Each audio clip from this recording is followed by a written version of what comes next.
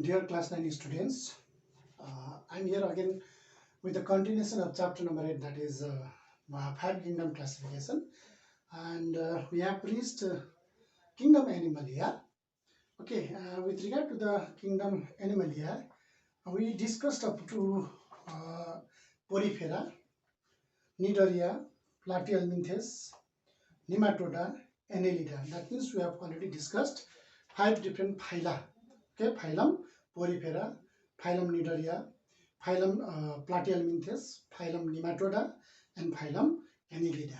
Okay, and today we'll begin with phylum Arthropoda. Okay, we'll begin with phylum Arthropoda. All right, so phylum Arthropoda include those animals which have the following properties, or the properties which I have written there on the board. Okay, number one, they have jointed legs. Their legs are jointed. Jointed means you see the legs like that, where you see a joint out here. Okay, jointed legs. You can see spider, you can see cockroach, and try to see them from very close and try to observe their legs. So you find the legs to be jointed. Okay, so that is a very important property of arthropoda. All right. Second, they have segmented body. Body is segmented. Okay, body is segmented into number of segments. All right, and usually from each segment usually it happens like that. Usually from each segment a pair of appendages, a pair of leg you see being originated. Okay, usually from each segment. All right, then they have a rigid covering for the body called exoskeleton. One very important thing that you have to know is exoskeleton, which is made up of a kind of substance called chitin. So their body is covered by a rigid, covering called exoskeleton. Exoskeleton, exoskeleton, which is made up of a kind of substance called chitin. Okay, and this exoskeleton usually gets shaded off. Okay, or usually shades off during its young age. When it is young, that time that exoskeleton falls off. In a very simple word, it falls off. All right, and again it gets regrown.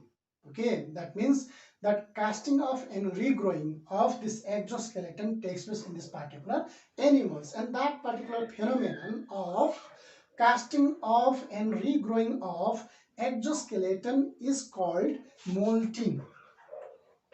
Is called what? Molting. Okay, so this particular process can be seen in arthropoda.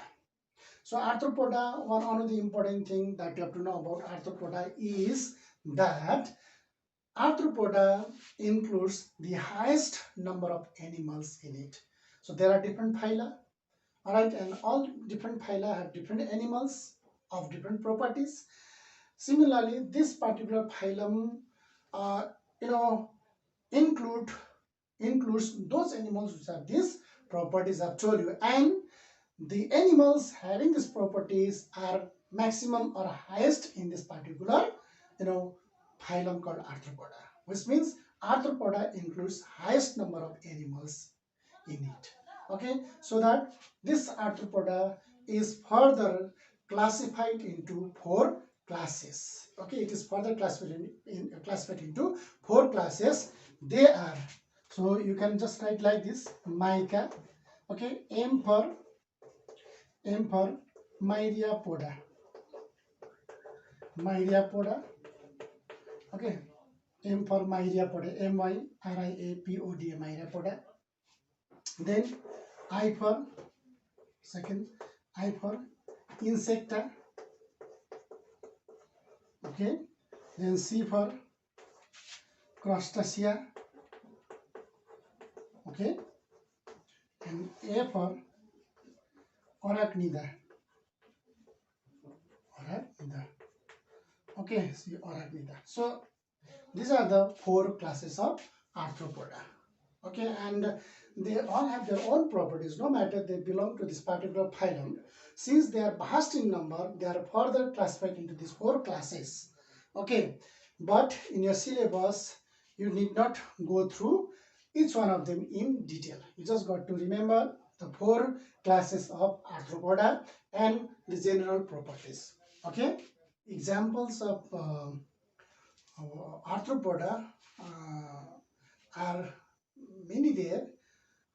For example, as you see scorpion, okay, all insects which belong to insecta. Okay, then you see, I told you already, insects like cockroach, centipede, millipede, spider, all come under that, arthropoda itself. Okay, so now another phylum that we have is mollusca. Okay, and mollusca uh, belong to, includes those animals which have the properties like this.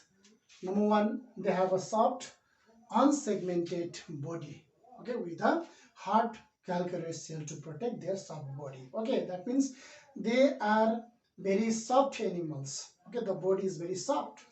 Okay, and unlike that, unlike this, arthropoda, these animals do not have segmented body, so their body is unsegmented. Okay, segmented is like this. Segmented means the body is just segmented like that, having the number of segments.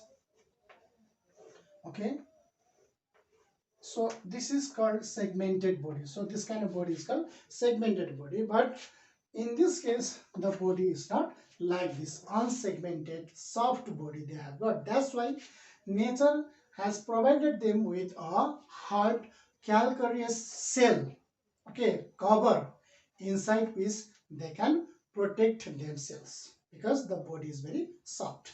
Okay, you can see, snail. Okay, snail, you can see example, you see snail. So snail is very much familiar with us. That means we are very much familiar with this particular creature called snail. So they carry a kind of, shell with them. Okay, whenever there is danger outside, they go inside and gets protected. Okay, so second is here, they have a muscular foot. They have got a foot which is made up of muscle, which supports them for locomotion.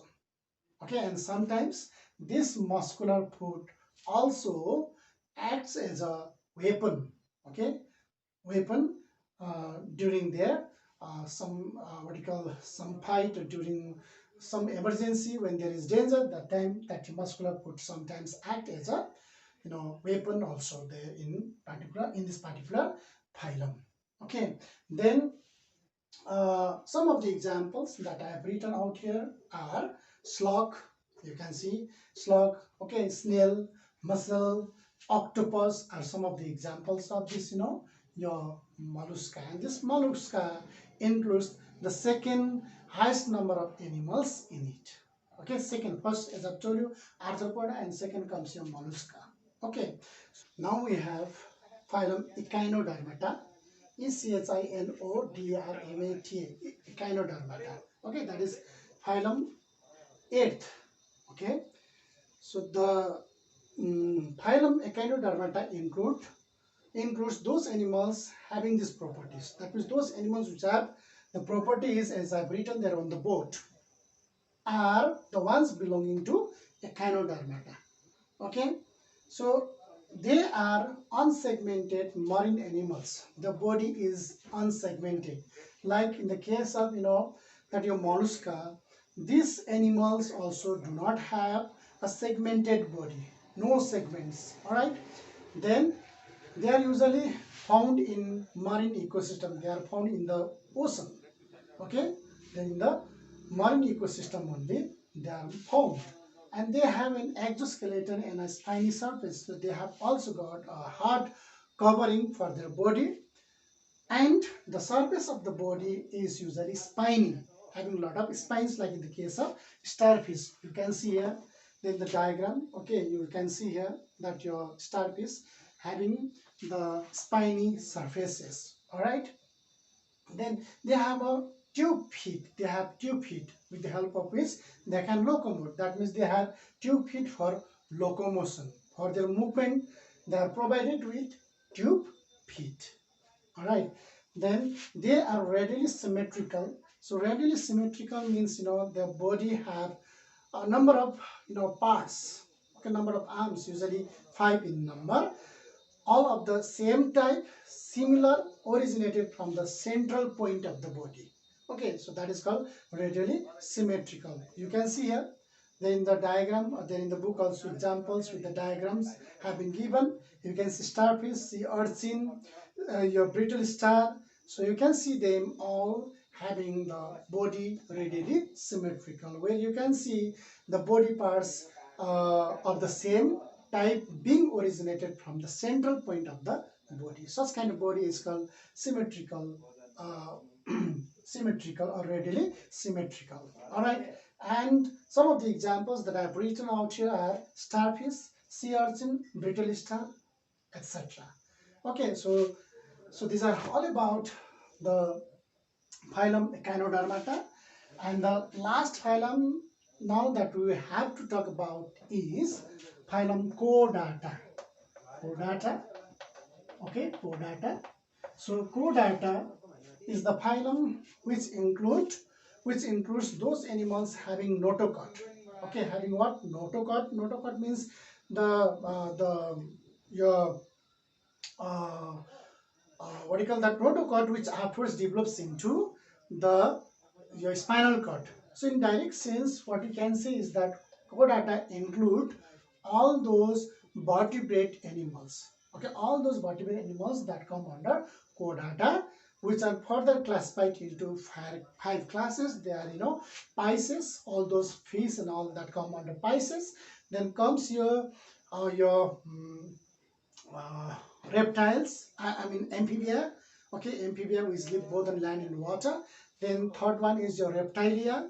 Then comes your mammalia and apes. Okay, these five classes that you find under this chordata. So that will be discussed afterwards in the next virtual class or in the live session. Okay, so today we'll do only this much. Thank you very much.